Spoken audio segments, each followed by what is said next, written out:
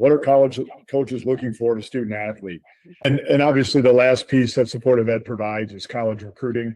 I know that I'm part of that, which I'm blessed to be and honored to be a part of that. And just so our audience knows, some of the topics that we discuss in that module is what a college coach is looking for, looking in a college athlete. And yes, net results recruiting is a basketball service, but with supportive ed and the recruiting module, that it speaks to every athlete across all sports. So what are college coaches looking for in a student athlete?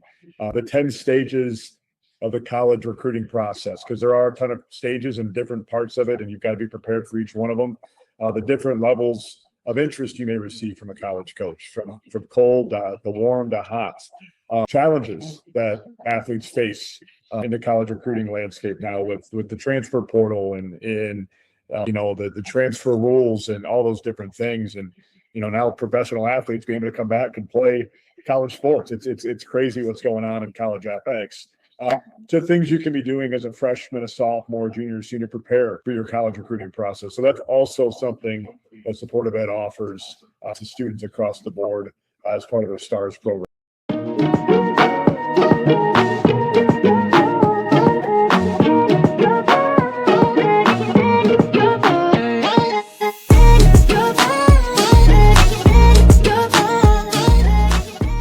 Assist brought to you by Net Results Recruiting. My name is Matt Bright, Regional Director of Recruiting for Net Results in St. Louis, Missouri. Joining me, as always, from a much warmer and sunnier place, Phoenix, Arizona, our president and founder, Steve Schafer. What's going on, Coacher? Coach, how are we tonight? Cold. I don't want to hear about the weather out there. Yeah, we did. Hey, big baseball news. I know it's a baseball or basketball podcast, but big trade today between the Cardinals and the D-backs. You got a Gold Glover. We got some guy from the 8th round, and you guys got $31 million. So I think D-backs are coming out ahead in that trade today. So, well, we got Alex Bregman for the Cubbies, so I'm flying high right now. We need the third baseman. We addressed that. So very excited Cub fan over here. Oh, we got Arenado in the D-backs land. We're not talking about small bears. No, we'll see. But I'm excited for tonight's podcast. I have a dear friend of mine on, and somebody that I've been able to collaborate with on some different projects, and we're going to be doing some further collaboration as well. So we have Cedric Tealer on tonight. Cedric is the president and CEO of Supportive Ed. It's a educational services company that's out of Austin, Texas, and they provide public school districts and other educational programs. And they work with athletes with an online academic support community focused on increasing student achievement across numerous academic outcome measures. So they do a lot of things. They've opened up an arm of their company that deals specifically with student athletes and preparing them for college.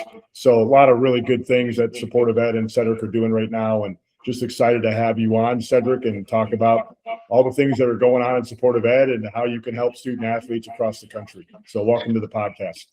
Absolutely. Thank you both for inviting me, and I look forward to talking to you a little bit about what we do and how we can help student athletes and the like. Good. Well, we're going to dig in right now. I'm going to start off with my first question, Cedric, is what has inspired you to start supportive ed, and how has your mission evolved since the beginning of the company's start? Sure, absolutely. So I got into and started supportive ed actually through another company that I was involved in. I had a good buddy of mine.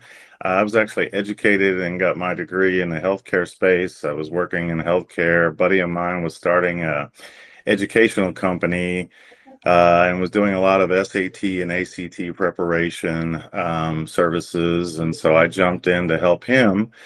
About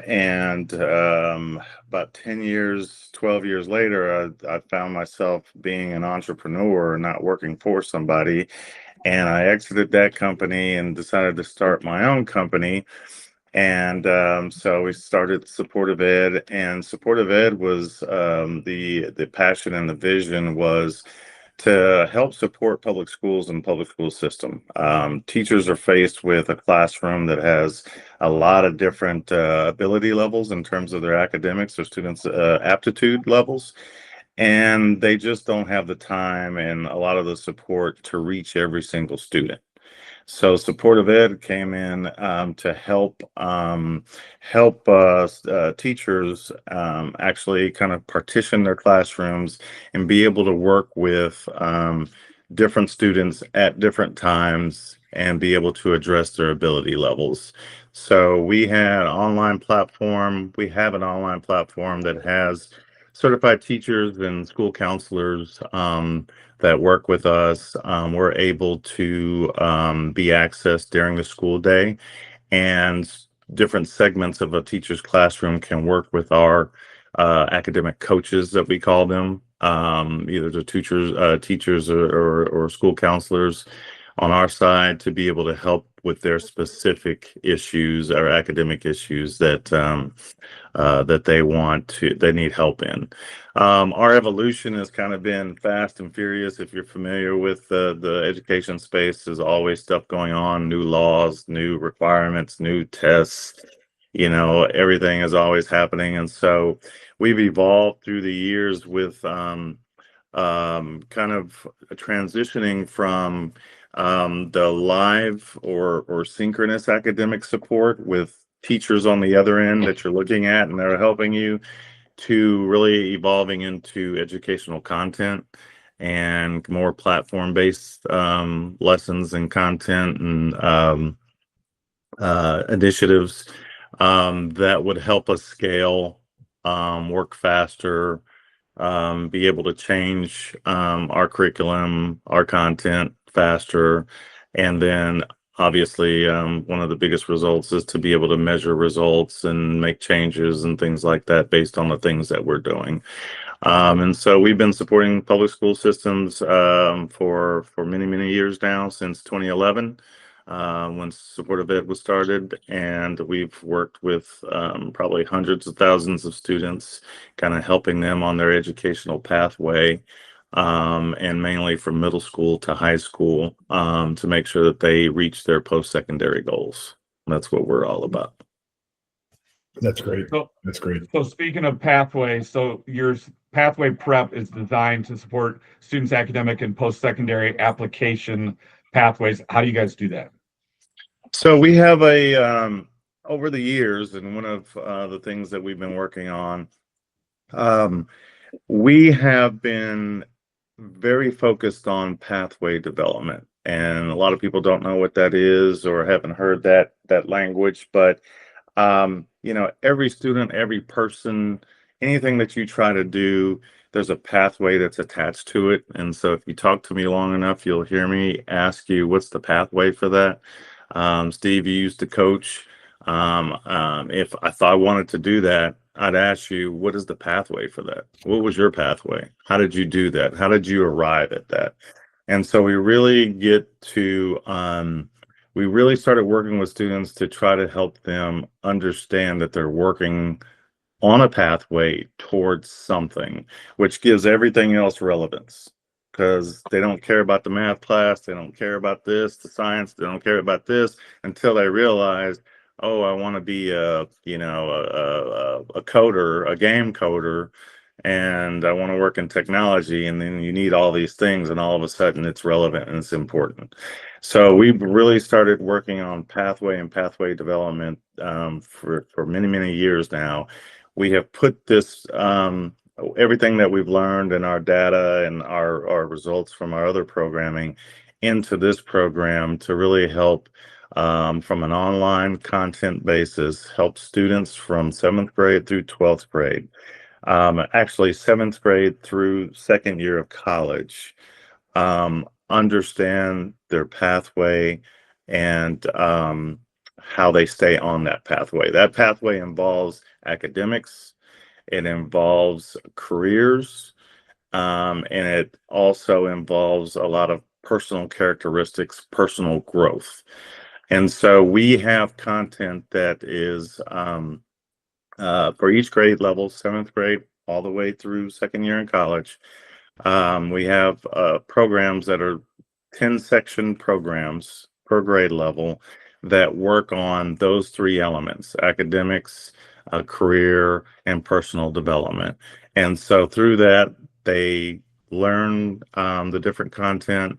They have to put together a manual that really drives the pathway for that particular grade level, and they follow the course content, the quizzes, everything else to make sure that they understand the pathway and they understand how to stay on the pathway, and that's kind of how we get at it. So is the pathway, is it based on like a interest survey of like you're heading towards not a specific career, but more like a field of study, whether it's technology or agriculture or education or whatever it is? Absolutely. Absolutely. So we do have we front end it with a survey that asks them some questions, and it's basic questions. It's nothing that's really hard or that involved. And to ask them about, and it identifies personal interests, their current experience, what they feel like their current weaknesses or strengths are. And so we identify all those things, and then the program really begins to emphasize those objectives that they need to work on or they don't understand, and then provide the understanding on how they can do those things, how they can accomplish, how they can accomplish their pathway, how they can identify their goals, and they can strategically be able to put together a plan to achieve their goals. Cedric, I think the personal development piece is really awesome, and I think that's something that's lost sometimes in school. You talked about academic, career, personal development as the three parts that are really the big the pathway prep, and there's like 10 sections in each kind of module. Can you kind of give an example of one of the personal development kind of modules and what they're doing in that section? Yeah, absolutely. I had none until you started that question, but the first one that popped in my brain as soon as you asked the question is digital citizenship.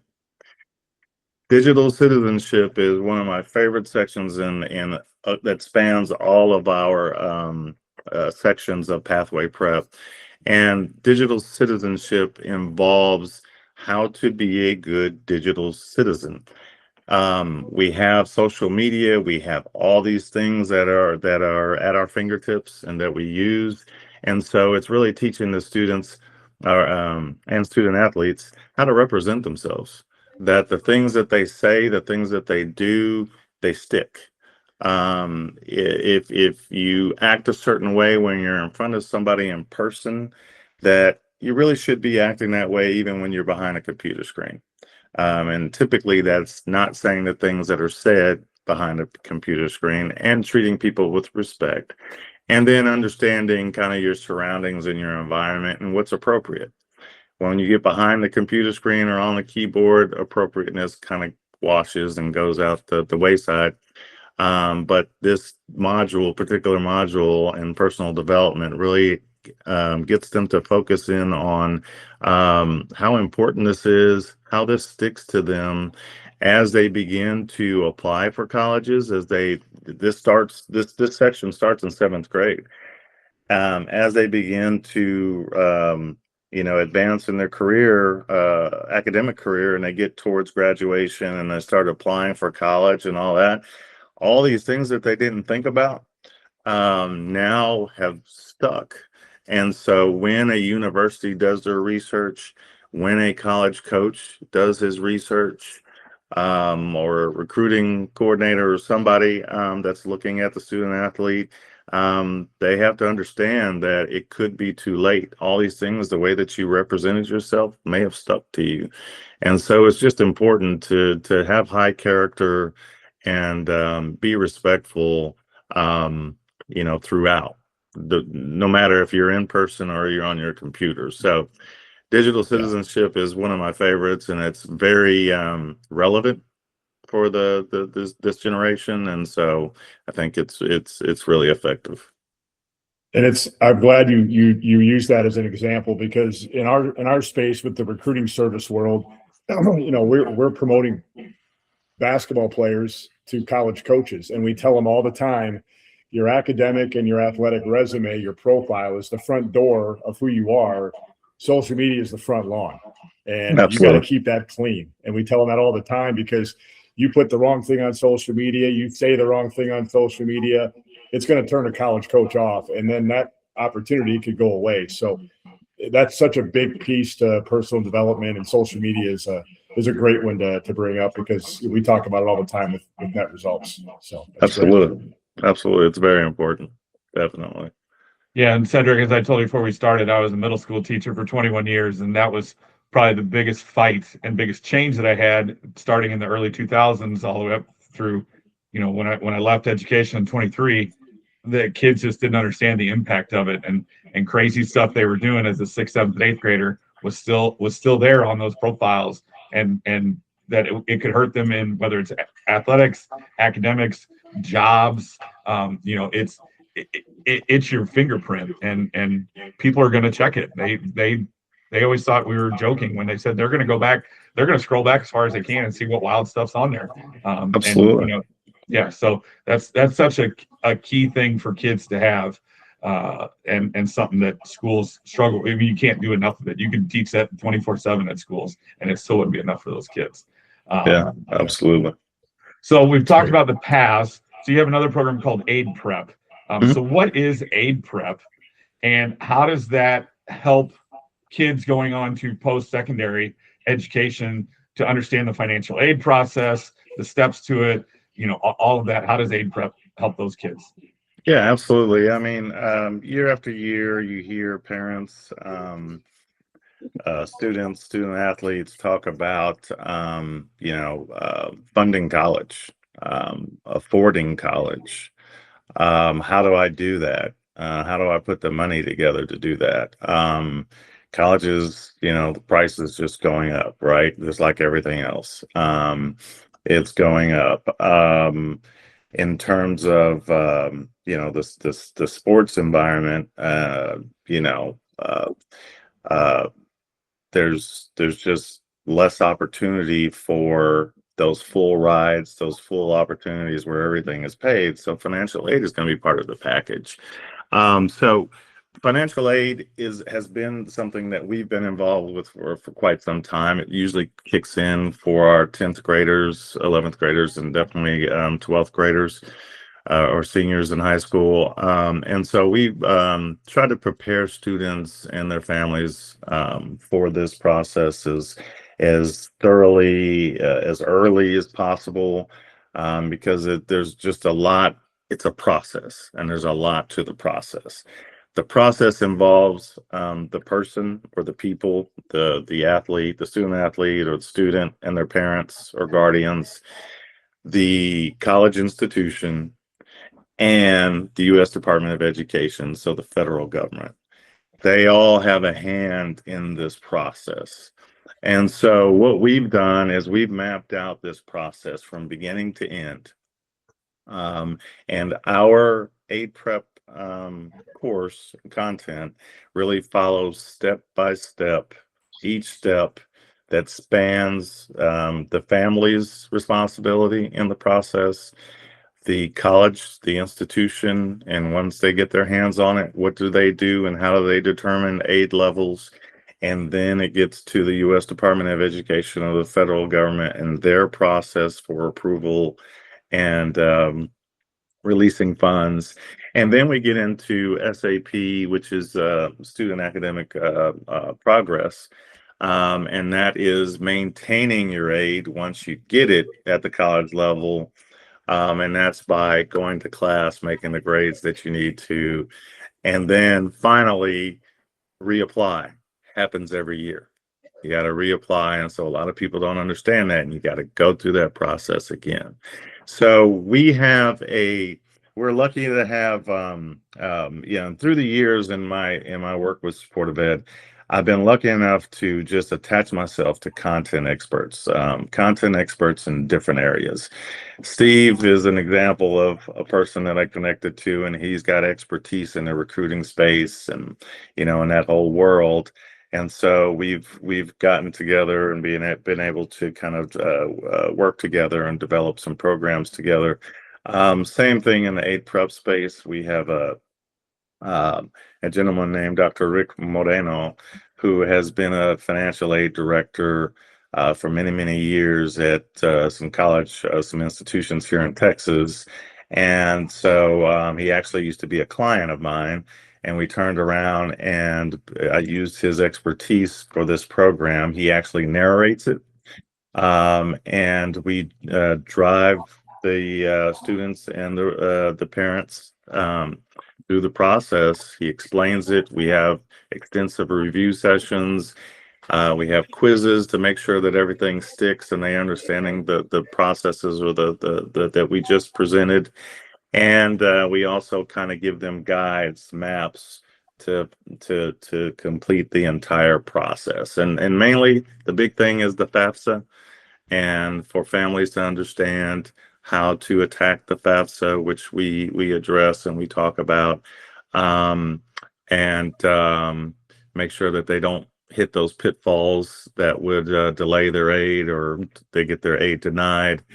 And then just making sure that they go through every checkpoint that they get their aid.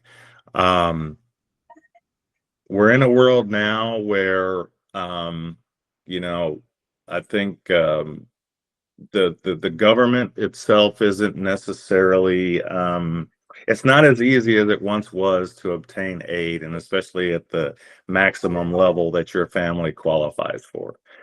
If you make one small mistake, it's going to either reduce your aid or they're going to deny your aid, and that affects your choice on whether or not you can go to a school to play ball or just be a student or what have you. And so it's just very, very critical that families understand that now.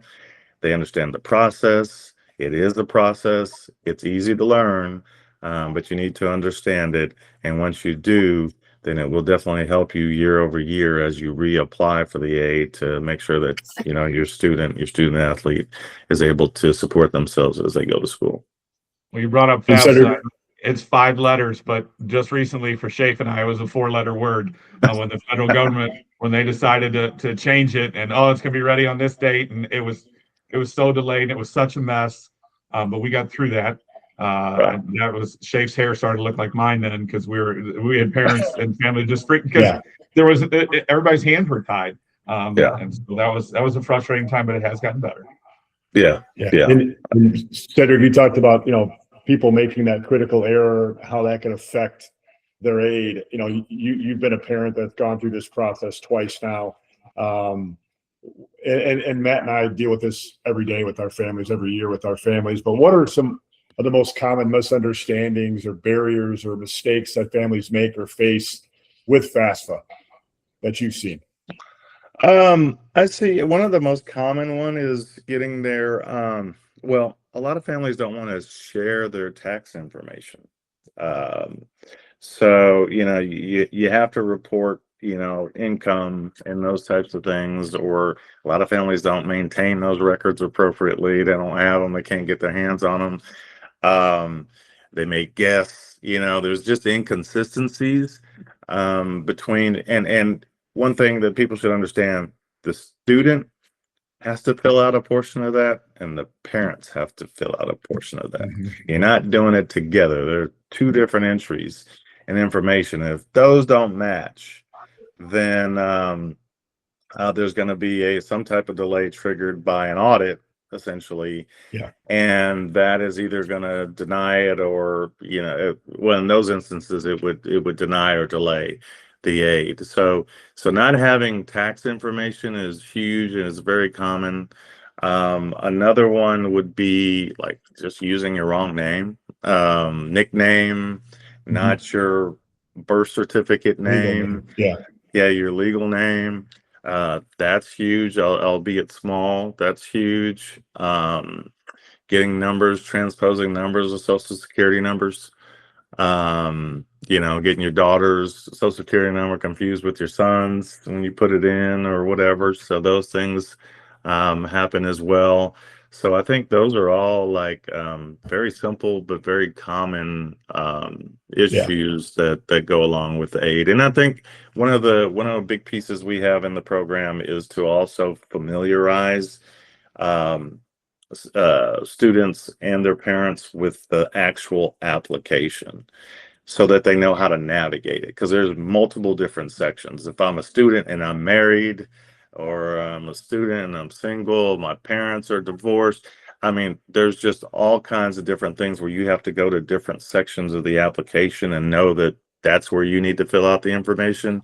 And so being familiar with that and understanding that in the beginning will definitely help smooth out the process as you go through it. Yeah, I think that's great. That's great stuff. And Matt, anything you would? I mean, we've dealt with FAFSA for So a lot of Cedric, I years. know you And, said one thing. like, no, you brought up like sophomores, 10th graders, because I think that's one thing that parents get into this process. For most kids that are going to play, this cultivates their senior year, and this all kind of comes about during the basketball season. And it's not just another thing. It's probably one of the most important things that the family does. So I love that you brought up earlier, like as a sophomore, to start looking at these things, to start Absolutely. familiarizing yourself with that, and then look at it as a junior, so that it's not so scary. Absolutely. And to start getting that. So I think that's great advice for people tuning into this, to start sooner. If your kid has any aspirations, whether they're going to be an athlete or just be a student, like you said, to start looking at that stuff when they're in 10th grade, so that by the time they're a 12th grader, you're not being overwhelmed and drowning in all this. Yeah, absolutely. And we always encourage families, fill out the FAFSA. It can only help you. It can't hurt you. Because we have a lot of families that are like, I'm not going to qualify for anything, so it's going to be a waste of time to fill it out. And I don't know if schools are still doing this today, but back when I coached at a couple of different institutions, one being where Matt and I coached together at Fompon, if you filled it out, you got a $500 early FAFSA filer award from the school. Just by filling it out, they give you fun, because schools are trying to find any way to give you some institutional money to make it affordable and to make it attractive to get there, because their tuition driven to need students. So there are schools, I don't know if they do it anymore, but they were giving out awards just for filling out the FAFSA. I mean, it's crazy. So we always encourage families to fill it out. Yeah, absolutely. 100%. I think that's great advice. It can't hurt you, even if you don't think that you qualify. I think that it helps kind of put that whole financial picture together. One important thing is that you can also list up to 20 universities on the application. And so what that does, if you fill out the application and you fill in, say, I have 10 that I'm interested in out of the 20 that I can put on the application, then that triggers the process for those 10 institutions. And so now I'm in their system and they're putting in aid packages for me that they will present to me once they get through with their process, that you'll understand if you go through aid prep. And so now I can look at my 10 institutions because I put them on my application, and they can tell me what their financial aid package or what the aid package looks like for me, so I can weed out too expensive, whatever, and make more specific choices. So it's definitely a benefit to do that, to fill out the application. And it's definitely more expedient to do the online version than the paper version. So we definitely recommend people to do that as well. And Cedric, with that, it also, in the recruiting space, if you tell a coach, I've got my FAFSA filled out, I just need the school information, that shows how serious you are about it, because you're going to start that process with that school and you're on the ball leading into it. So that, the coaches ask all the time, hey, can you fill out this questionnaire? We tell all our players, fill it out. It's going to take you 5 minutes. Once you've done it once, you can do it the next 100 times. They're all the same. But just taking that 5 minutes, because most kids won't. If your FAFSA is filled out and you're having that conversation with the coach, hey, I need your school information so I can add you to my FAFSA, that you're automatically going to trigger in that coach's mind, this kid's serious about this place. Absolutely. That's great advice. Basketball players, are you grinding in the gym but struggling to get noticed by college coaches? Your talent deserves the right exposure, and that's where Net Results Recruiting comes in. Whether you're in high school, junior college, or prep school, we help you connect with college programs, get you promoted to college coaches, and receive expert guidance throughout your recruitment journey.